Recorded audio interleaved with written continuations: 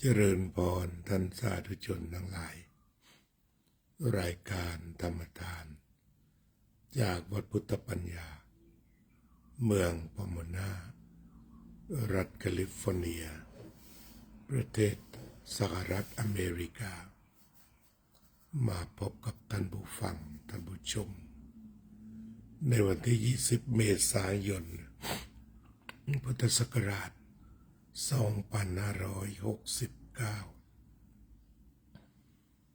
รายการธรรมทานจากวัดพุทธปัญญานำสารธรรมคำสอนขององค์สมเด็จพระสัมมาสัมพุทธเจ้ามาเล่าสู่กันฟังมีคนถามว่าจิตทำอะไรได้บ้างจิตทำอะไรได้บ้างเจริญพรโยมอุบลอินทวงศ์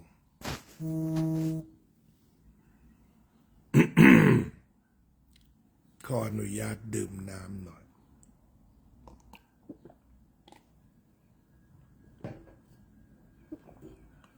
จิตทำอะไรได้บ้างถ้าพิจารณาตรง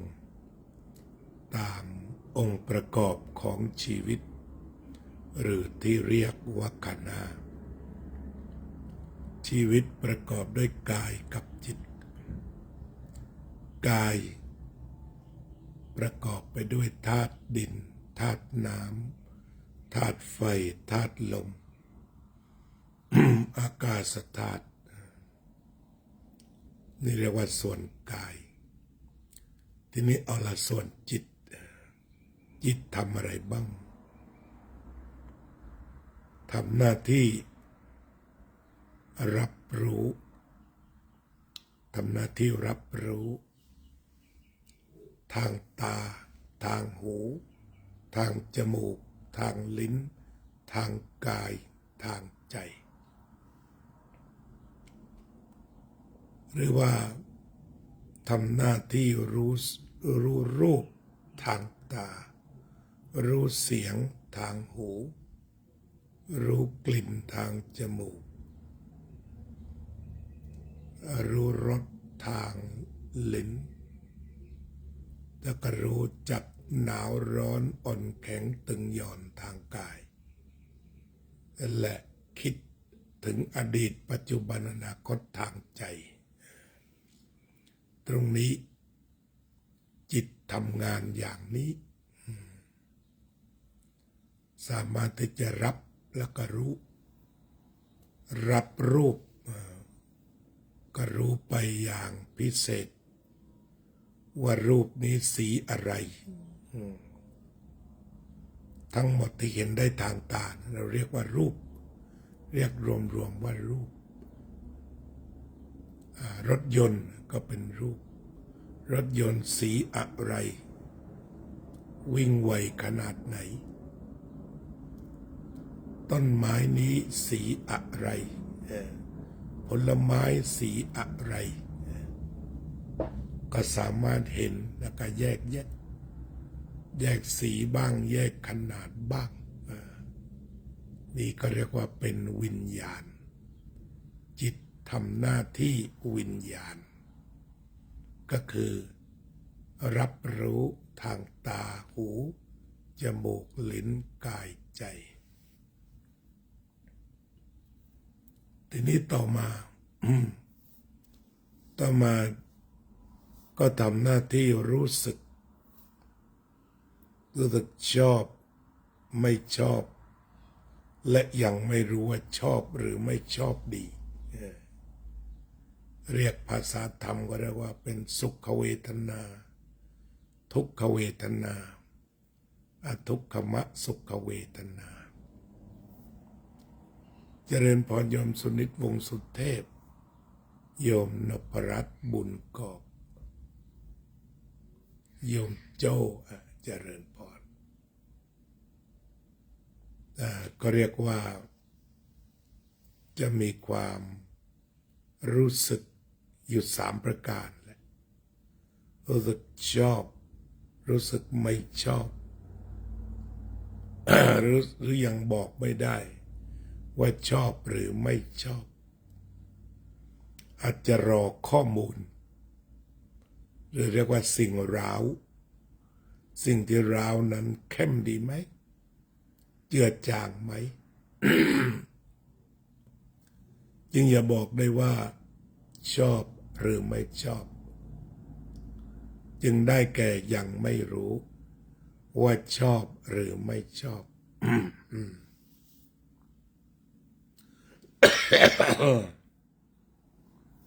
นี่ก็คือเวทนาเนี่ยเรียกว่าเวทนาชอบหรือไม่ชอบอันสืบเนื่องมาจากเห็นได้ยินได้กลิ่นได้รสได้สัมผัสได้คิดแล้วก็รู้สึกอย่างไรตัวรู้สึกอย่างนี้ก็ไปที่ชอบหรือว่าไม่ชอบหรือยังบอกไม่ได้ว่าชอบหรือไม่ชอบแต่ตรงนี้ก็คือมันรอสิ่งร้าวนะไม่ได้หมายความว่าเป็นอุเบกขาเป็นการรอสิ่งร้าวว่ามันจะทำอะไรมันจะเข้มหรือว่าเจือจางหรือเลิกกันเลยแต่ความจริงแล้วมันก็คือดับแหละสุขเวทนาเกิดแล้วก็ดับทุกขเวทนาเกิดแล้วก็ดับหรืออทุกขมสุขเวทนาเองก็เกิดแล้วดับดับเพื่อทำหน้าที่อื่นต่อไปเจริญพรโยมงามตาเสวกฉิมหน้าที่ที่จะต้องทำต่อไปก็คือเป็นสัญญาซึ่งแปลว่าจำได้หมายรู้เกิดชี้ลงไปว่าเป็นอย่างไรอันนั้นคือหมายแล้วก็รู้หมายเอาไว้เช่นทำสัญญาการซื้อทำสัญญาการศึกษาทำสัญญาความเชื่อเช่นใครจะบวชก็ต้องมาจดทำสัญญาว่าจะเคารพเชื่อฟังพระอุปัชฌาย์เหล่านี้หรือยืมหนังสือสัญญาว่ากี่วันเราก็ต้องรีบนำไปคืนเรียกว่าสัญญาจำได้หมายเอาไว้นอกจากนั้นยังหมายถึงรูปเสียงกลิ่นรสโผฏฐัพพะธรรมารมณ์สามารถที่จะจำหมายสีต่างๆของผลไม้เช่นสีนี้เรียกว่าแอปเปิลสีนี้เรียกว่าแอปเปิลเขียวสีนี้เรียกว่ามะระขีนกสีนี้เรียกว่าแอปเปิลแดงได้ทั้งหมดเรียกว่าแดงโยมบัวผันส่งดอกไม้มาก็สัญญาทำงานอันนี้รูปหัวใจนี่รูปดอกไม้นี่ดอกกุหลาบนี่ดอกหน้าวัวตรงนี้เรียกว่าเป็นความจำได้หมายรู้เป็นความจำหมายก็เป็นหน้าที่ที่จะทำหน้าที่จำรูปจำเสียงจำกลิ่นจำรสจำโผฏฐัพพะจำธรรมารมณ์ต่อไปสังขารก็แปลว่าปรุงแต่งภาษาพระภาษาวัดเรียกว่าปรุงแต่งถ้าเป็นภาษาทางโลกหรือว่าภาษาอังกฤษที่ฝรั่งใช้กันอยู่ก็คือ thinking คือคิดหรือ imagination จินตนาการหรือ condition แปลว่าปรุงรู้สึกฝรั่งผู้ใหญ่ก็กระจาย condition ก็แปลว่าปรุงแต่งคือใช้ปรุงคือคิดเช่นวันนี้ได้รับประทานแอปเปิลเขียวรสชาติดี ลูกโตพนิสัญญามันบอก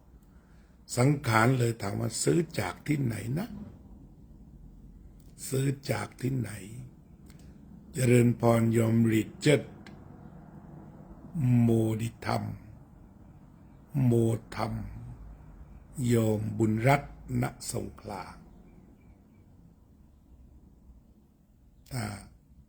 เช่นรับประทานแอปเปิลเขียวแล้วอร่อยก็ถามหาว่าอยู่ที่ไหนสังขารเริ่มเกิดอยู่ที่ร้านนั้นสังขารก็บอกว่าไปยังไงไปรถประจำตัวไปรถประจำทางหรือว่าไปรถไฟจึงจะไปซื้อแอปเปิลเขียวแสนอร่อยนี้ได้ อันนี้ว่าเกิดทางลิ้นจำได้หมายรู้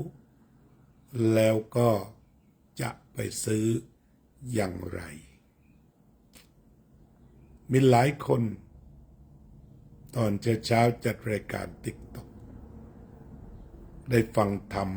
แล้วเข้าใจพอเข้าใจก็เลยถามว่าอาจารย์จะจัดรายการติ๊กต็อกช่วงใดบ้างก็เลยบอกไป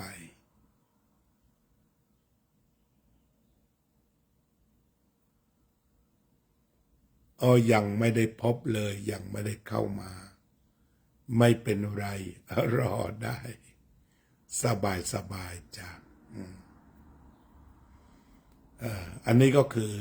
สังขารคือคิดลำพังคิดตามที่ตาเห็นรูปหูฟังเสียงจมูกดมกลิ่น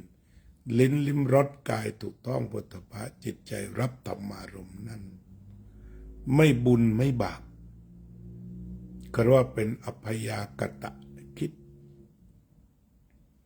แต่ที่ว่าถ้าใส่โลภะเข้าไปก็บาปถ้าใส่ทานเข้าไปก็บุญมันก็เป็นความคิดก็เดินไปเจอผลไม้เจอมะละกอข้างบ้านของเพื่อนดกอย่าแต่คิดว่าคงจะต้องขโมยดีกว่าไม่ต้องบอกแล้วถ้าอย่างนี้ก็บาปเกิดความคิดนั้นมันเป็นบาปในขณะเดียวกันถ้าบ้านเรามีมะละกอและคิดถึงเพื่อนก็นำมะละกอนี้ไปฝากก็เป็นปรุงเป็นบุญคือปรุงเป็นบาปด้วยปรุงเป็นบุญด้วย Good morning Pomona cool a little snow in New York today may all be free from suffering and find peace thank you very much from David Punyakamo the great Upasaka from New York great Buddhist from New York he said he always Buddhist in long time and when he study Buddhism he just know he always a Buddhist and he make the clear connection between Buddhist and Christianity in the ethical way like a love we have love together both religion teach about love loving kindness forgiveness I'm sure that if we follow what the Buddha's taught or what Jesus Christ taught on the Sermon on the Mountain, the war's over. We can use both Buddhist and Christianity to end the war. I'm sure that. So may on negotiation be successful. According to the timeline today, or it already done about negotiation at Pakistan. May all that negotiation be successful because we need peace. Thank you very much. สำหรับวันนี้อาตมาก็กล่าวหัวข้อสั้นๆว่าจิตทำหน้าที่อะไร จิตก็คือทำหน้าที่รู้ให้กายลำพังกายนี้ไม่รู้ต้องอาศัยจิตทำหน้าที่รู้สึกรู้คิดรู้จำรู้รอบประกอบไปด้วยรู้ด้วยสติปลอดภัยรู้ด้วยอวิชชาตัณหาอุปาทานไม่ปลอดภัยขอเชิญชวนทุกท่านมาภาวนาโดยใช้ตัวรู้ดูลมหายใจกันขอเชิญ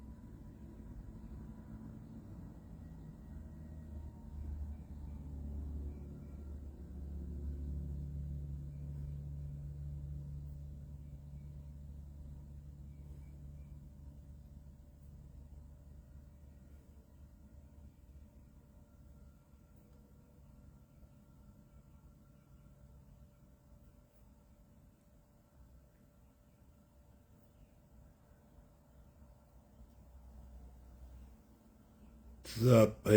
สัตตาสัตว์ทั้งหลาย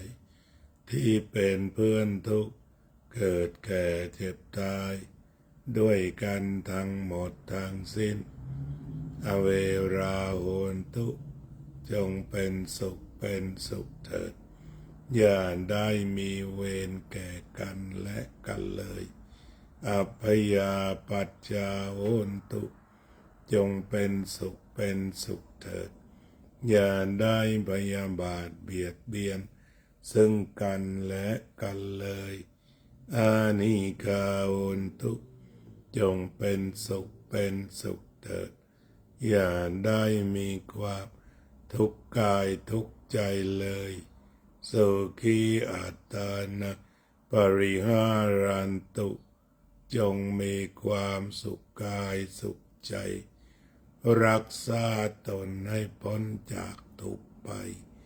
ทั้งสิ้นเถิดอภิวาทนาสิลิสสะนิจจังวุธาปจายโนจัตตารโอธรรมวัฏันติอายุวันโนสุขังพลัง